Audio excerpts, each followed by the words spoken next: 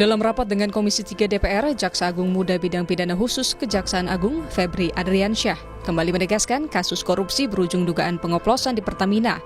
Dia menekankan kejadian ini terjadi hanya tahun 2018 hingga 2023. Di luar kasus yang ditangani, Kejaksaan Agung juga meminta tidak meninggalkan produk Pertamina karena perusahaan ini menyatakan terbuka untuk menguji produknya.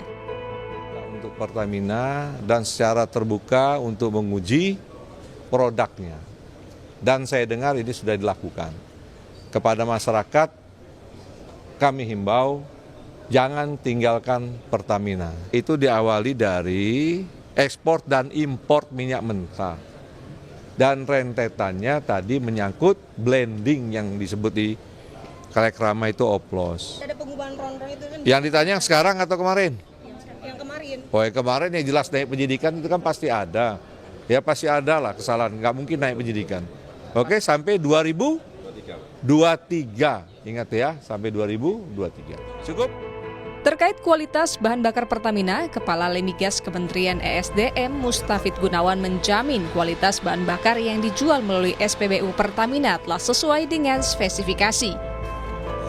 Seluruh yang kami lakukan pengujian spesifikasinya memenuhi sesuai ketentuan yang ditetapkan di pemerintah dalam ini di Ditjen Migas. Kemudian yang terakhir yang kemarin kami melakukan pengujian juga di sebagaimana disampaikan Pak Dirut di Jakarta, kemudian di Depok, Bogor, termasuk Tangsel dan Pelumpang. Kami sudah melakukan pengujian khusus untuk yang RON, semuanya sesuai dengan ketentuan yang ada di dalam peraturan di Ditjen Migas.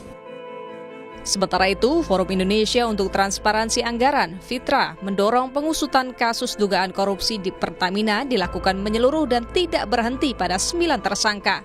Konteks kasus yang ini, gitu ya, FITRA juga memberikan rekomendasi gitu ya, yang cukup, yaitu tadi ya, mungkin juga melibatkan PPATK gitu ya dalam melakukan penyelidikan tentang aliran uang. Karena jangan sampai berhenti di 9, bisa jadi pemainnya lebih besar. Karena ini kan tadi ya, kasusnya ini tahun-tahun sebelumnya juga pernah terjadi gitu dan cukup besar gitu.